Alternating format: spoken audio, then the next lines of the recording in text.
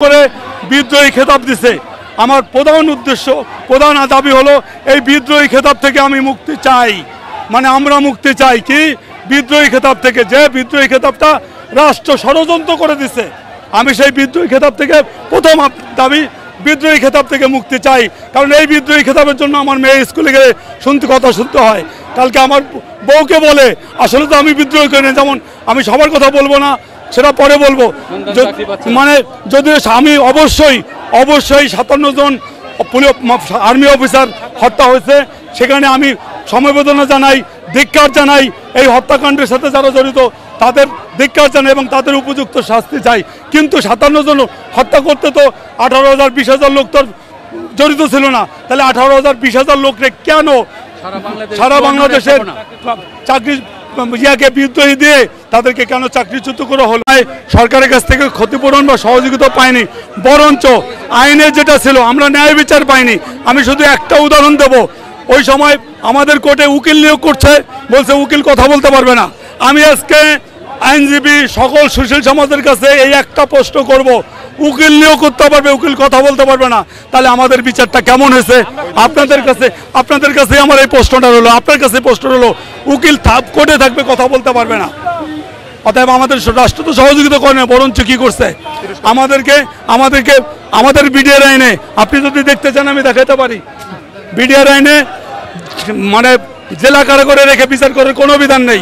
আমি কোনো গোষ্ঠীকে বলবো না। আমাদের দেশে সব সময় ক্ষমতাকে কুক্ষিগত করার জন্য সকল ষড়যন্ত্র করা হয়, শুধুমাত্র ক্ষমতাকে কুক্ষিগত করার জন্য। আমাদের 2009 সালে বিডিআর ঘটনার পরে ক্ষমতাকে কুক্ষিগত করার জন্য আমাদের এই 18,000 বিডিআর তথা এই মধ্যবিত্ত, আমরা নিম্ন মধ্যবিত্ত পরিবারের উপর থেকে স্টেম রোলার চালিয়ে ক্ষমতাকে দীর্ঘায়িত করছে। আমরা অবশ্যই আমরা যারা কারাভোগ করতেছে, আমি তো প্রথমেই বললাম যে এই বিচারটা প্রহসনমূলক হয়েছে। অর্থাৎ যারাই কারাভোগ করতেছে তারা অনিরপরাধ। কারণ এখানে তো শুরু থেকেই উদ্দেশ্যমূলকভাবে বিচার করেছে। একটা গোষ্ঠীর দোষকে আরেকজনকে চাপিয়ে দিয়ে জাস্ট দায় সারা হয়েছে এবং নিজেদেরকে আখের গোছানোর রাস্তা সুগম করা হয়েছে। গোষ্ঠীর নাম সাধারণ মানুষ জানে, দেশের সকল মিডিয়া জানে, গোষ্ঠীর নাম সাধারণ মানুষ জানে, মিডিয়া জানে, আপামর জনগণ বলে। আমি একটা কথা বললাম যে যেখানে কি করা হচ্ছে, উকিল নিয়োগ করতে পারবে, উকিল কথা বলতে পারে, এটা অবশ্যই প্রহসনমূলক বিচার হয়েছে। আমরা সেই আপনার প্রধানমন্ত্রী সাধারণ ক্ষমা ঘোষণা করেও আমাদের সাথে প্রতারণা করছে। আমাদের 18,700 লোকরে আমাদেরকে কি করছে, পরিবার হারা করছে আমাদেরকে। আজকে আমি চাচ্ছি একটাই, আমি বিদ্রোহী না, আমাকে নিরপরাধ, আমাদের যেহেতু আমরা সংখ্যাগরিষ্ঠ, এখানে মানুষ প্রত্যেকেরই বিভিন্ন রকমের ক্ষোভ আছে, ক্ষোভ থেকে বিভিন্ন রকমের কথা বলবে। আমাদের মূল উদ্দেশ্য আমাদেরকে বিদ্রোহের একটা ছাপ দেওয়া হয়েছে। রাষ্ট্রযন্ত্র আমাদেরকে ষড়যন্ত্র নাগরিক হিসাবে আমাদেরকে অনেক পিছনে সরে দিচ্ছে। কারণ মানসিকভাবে সমাজ থেকে ইয়াতেছে, আর্থিকভাবে আমরা আজকে কি পর্যবেসিত। আমি 7 বছর জেল খাচ্ছি, 7 বছর আমাকে এই রাষ্ট্র ফিরে দিতে পারবে না। আমার স্ত্রীর কাছ থেকে 7 বছর দূরে রাখছে, আমার বাচ্চার কাছ থেকে। এখন আমরা যাতে আমার বাচ্চাদেরকে যাতে পুনরায় সুন্দরভাবে জীবনযাপন করতে পারি, সেজন্য আমাদেরকে রাষ্ট্র গ্রহণযোগ্য সমাধান দিয়ে আমাদেরকে চাকরি পুনর্বহাল দিয়ে আমরা তো এখনো শৃঙ্খলাবদ্ধ আছি।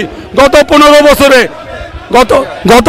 বছরে আমাদের এই 18,000 বিডিআরের মধ্য থেকে কোনো রকমের অকারেন্স নেই, কোনো রকমের দুর্নাম নেই, দুর্নীতি নেই।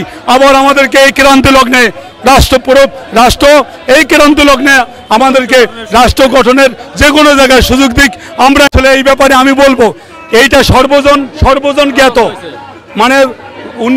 মানে 9 সাল থেকে অদ্যাবধি আমাদের দেশে কারা ক্ষমতা কুক্ষিগত এবং দুর্নীতিতে করছে, এটা আসলে সবাই আমার কাছ থেকে এটা।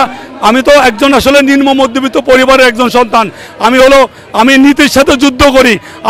আমি পেটের জন্য যুদ্ধ করি, আমার সংসারের যুদ্ধ করি। আমি এটা সুশীল সমাজ জানে আসলে 9 সাল থেকে অদ্যাবধি কারা এটাকে এক্সটেনশন করছে, কারা লাভবান হয়েছে। এটা সবাই জানে। এই কারণে ধন্যবাদ জানাই যে আজকে থেকে 5 দিন আগেও আমি এই দেশকে কারাগার মনে করছি, এই দেশকে কারাগার মনে হচ্ছে। আমার বাচ্চা ক্লাস 10-এ পড়ে, সেও কারাগার ভাবত, কারণ কোনো রকম বাক স্বাধীনতা ছিল না। আমি ডক্টর ইউনূসকে নাম ধরে বলবো না, বর্তমান সরকারে যারা আসছে নবীন প্রবীণ দিয়ে, আইনজীবী দিয়ে, সংগঠক দিয়ে, আমার কাছে মনে হয়েছে না, আমার মনে প্রাণে বিশ্বাস হয় এরা ন্যায়ের সরকার, এরা ন্যায়ের সরকার, এরা জনতার সরকার। আজকে আমার পরিচয় কোনো কিছু না। আমি মনে করি আমি যে কোনো জায়গায় গিয়ে আমি জনতা পরিচয় দিলে যে কোনো মহলের লোক চিন্তা করবে এ জনতাই আসছে। আজকে জনতার সরকার হয়েছে এবং জনতা পরিচয় দেওয়ার মতো একটা জায়গা তৈরি হয়েছে সাধারণ মানুষের।